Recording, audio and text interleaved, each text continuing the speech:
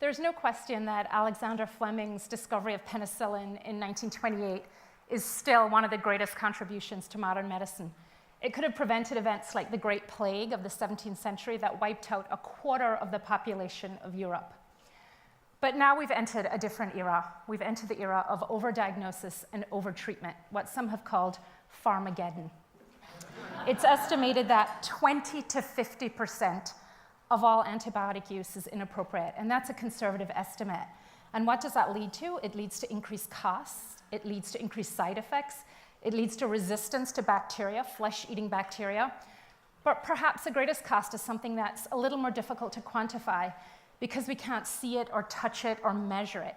And that's damage to this vitally important community of organisms that cohabitate with us, known as a microbiome, the word on everyone's lips this weekend, the M word. So what is a microbiome? It refers to all the microbes that live in or on the human body. And by microbes, I'm talking about bacteria, viruses, fungi, protozoa, those little one-cell pests, and all their genes. So we're talking about a lot of microbes. How many?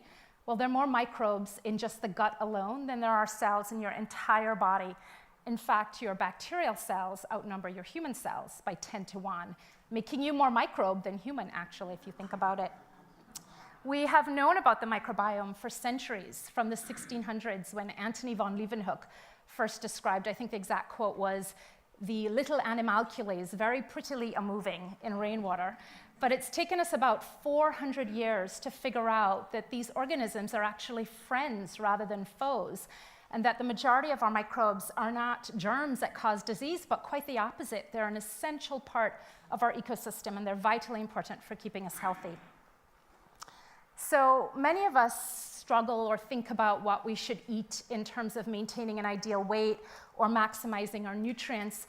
But as a list of conditions associated with a microbiome grows to include not just autoimmune conditions in the gut, like Crohn's and ulcerative colitis, things like diabetes and obesity, but bipolar disorder and other neurological conditions, as the list gets longer and longer, what we should really be thinking about is what should we be feeding our gut bacteria in order to optimize our microbiome and to keep us healthy.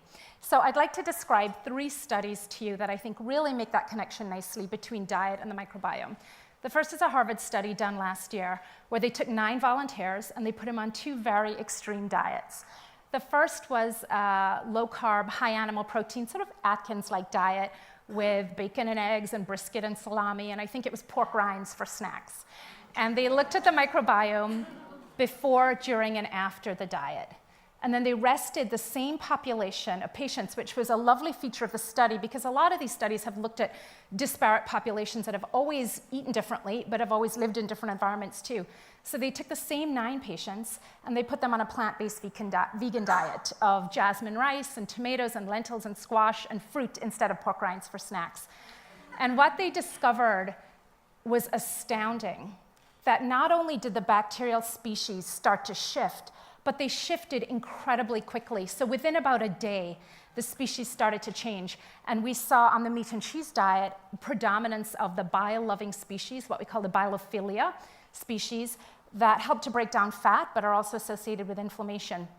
And not only did the different bacterial species start to shift, but the genes that were activated started to change too. So here was this direct connection that the food you eat determines the bacteria you grow in your gut garden, as I like to call it.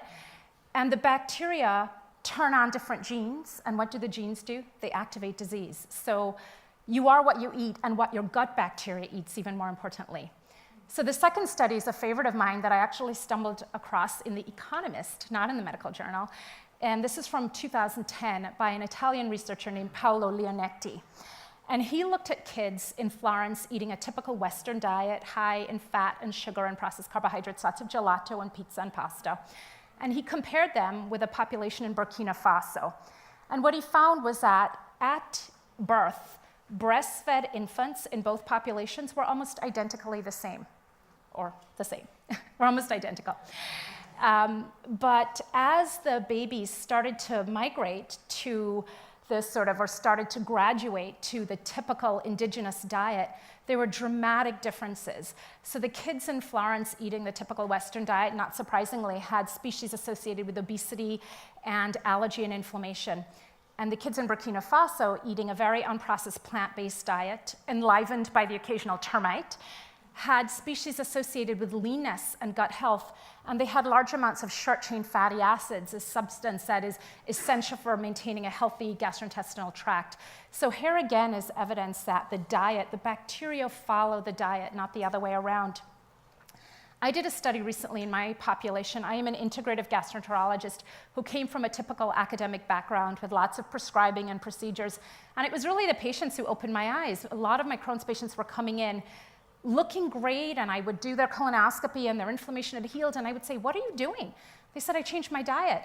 And in the 23 years since I graduated from medical school, that was a revolutionary thought. The idea that what you eat could actually affect inflammation in your gut. I had never heard that from anyone. In medical school, residency, shocking. And more, I started to see people whose inflammation, and I'm not just talking about people subjectively saying my gas is better, I feel better, but I'm talking about before and after colonoscopy where severe inflammation, ulceration, bleeding, gone, normal. So we embarked on a study. We took 13 patients, 9 with Crohn's disease, 4 with ulcerative colitis, and we put them on something called a specific carbohydrate diet.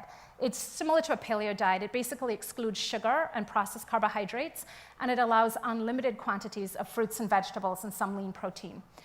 And most of the patients noticed significant improvement in about 6 weeks. Of the 13 patients, 12 of them were in remission from the diet. And again, before and after colonoscopy showing incredible differences in their inflammation. So there again, a really clear change of how the diet affects the gut bacteria, how that affects the inflammation.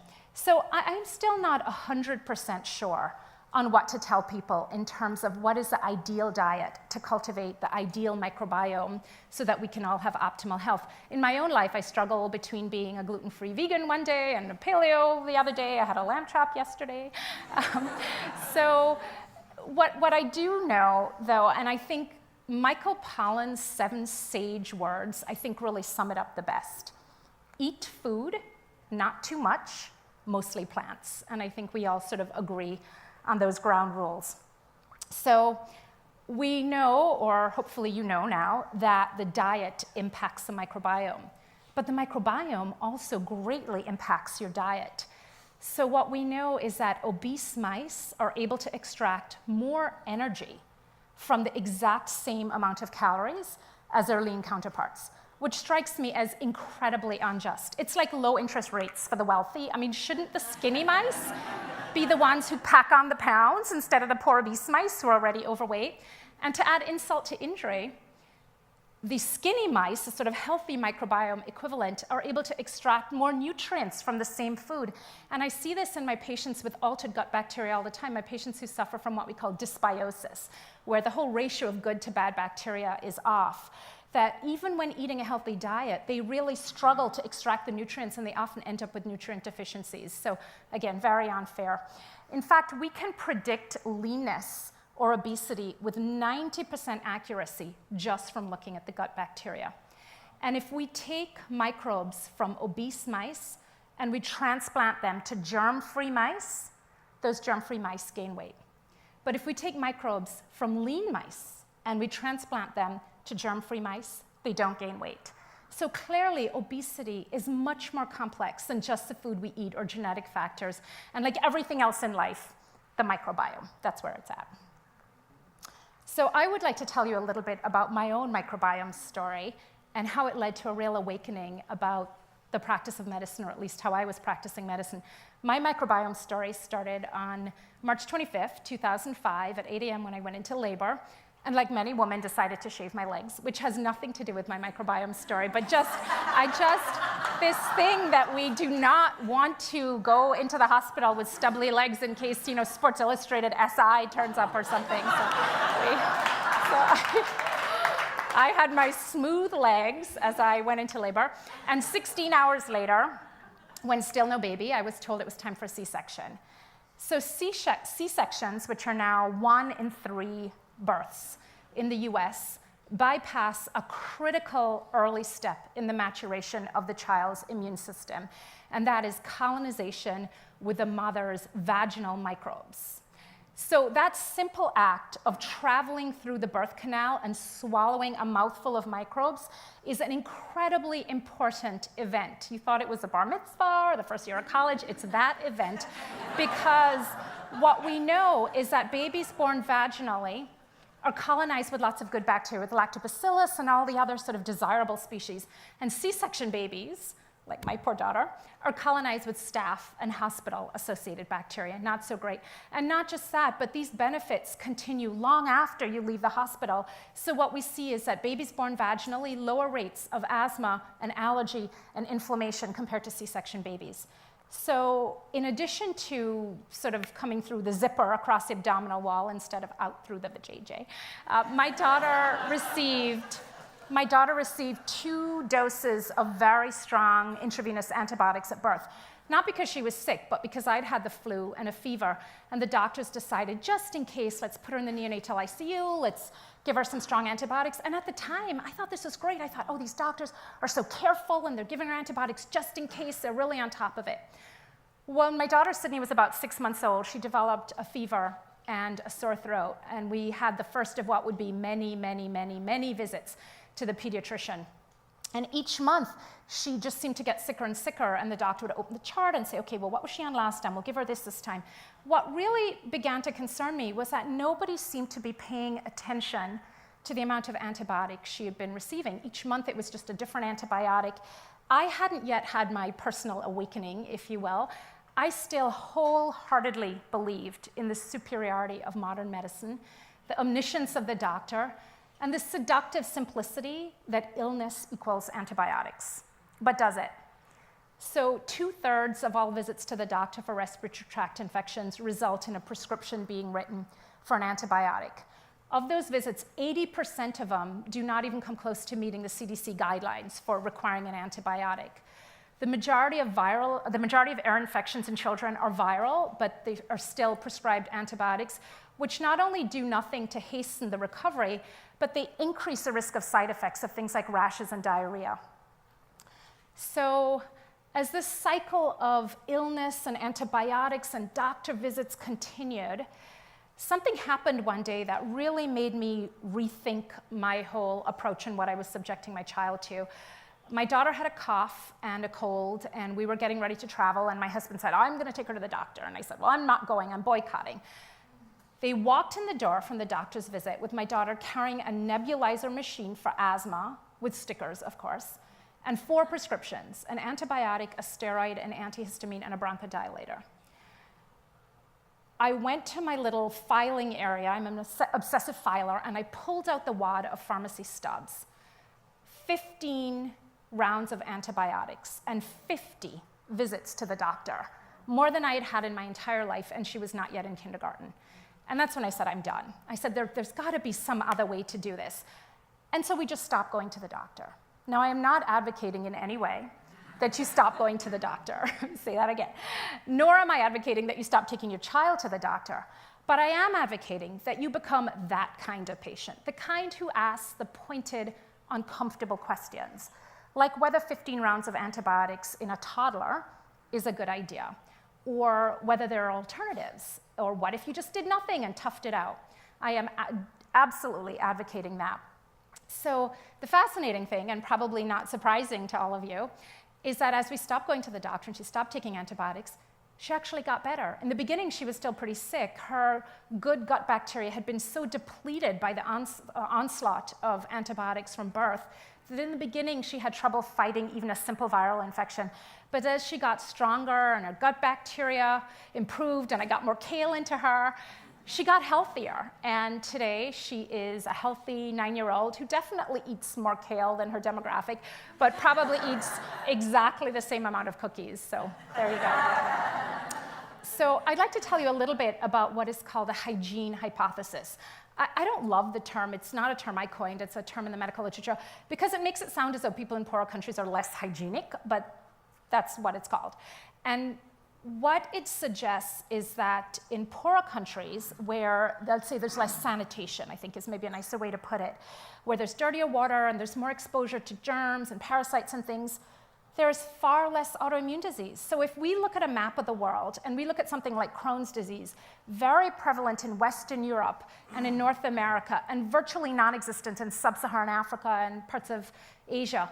But as countries get more industrialized and cleaner, and we're seeing this in the Middle East and India, the rates of autoimmune diseases like Crohn's and lupus and MS start to skyrocket. So as we unwild our bodies and our societies and our food, we decrease our bacterial diversity and we weaken our immune system. And how ironic that in these poor countries that we sort of look down on, they actually have it going on in terms of the microbiome. So food for thought. Our modern practices, our zeal for cleanliness, our hand sanitizer everywhere, our antibiotic for every sniffle, our Schedule C sections, our processed shelf-stable food that never expires have made us so sick. We are so removed from the natural world of animals and dirt and plants, and we have really super sanitized ourselves into this position. And now we're paying the price. So I'd like to leave you with some ideas for how we can put the super clean genie back in the box, so to speak, how we can get back to a dirtier, healthier way of life so that we can create this, we can grow this amazing gut garden and be super healthy. So I think less drugs is obviously a huge part of it, not just antibiotics, but other drugs that are detrimental to the microbiome, non-steroidal anti-inflammatory drugs, hormones, steroids, things like that. So judicious use of drugs is key. The second is more dirt. I, for one, have not showered since I have been here. I just did a little, dab situation, and you can come and take a whiff later and tell me what you think. But there's actually somebody who founded one of these biome companies who apparently has not showered in 12 years, and I am dying to meet him and to take a good, check out all his nicks and crannies and see what's going on. But apparently he's super healthy. So definitely more dirt is really important. And more plants. And whether you're vegan, gluten-free, vegan, paleo, whatever, I think we all agree more plants. And if you can grow them yourself and get a little dirt under your fingernails, all the better. So I was thinking about this concept, and something struck me that what we need to grow our own good gut garden is exactly the same thing we need to grow a rail garden. It's less chemicals, it's less sort of pesticides and things. It's dirt and it's plants and maybe some animals to help with the composting. So get a dog and have him lick you. So exactly the same thing. So I would like to leave you with my 4 simple words for how to optimize your microbiome. And that is live dirty, eat clean. Thank you so much.